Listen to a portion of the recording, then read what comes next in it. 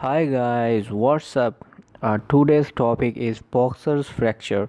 It is a fracture of fifth metacarpal bone. When an unskilled person punches with closed and abducted fist, then boxer's fracture is happened. It is because of unprofessional attitude and unprofessional attribute of a person. So as you can see in x-ray, here is your boxer fracture. The head of fifth metacarpal is fractured and you will have a bruise swelling at this area, and it will lead to the limited motions of your pinky finger. Now there are indications of boxer's fracture, swelling, pain, limited motion of pinky finger, and also a misalignment of hand.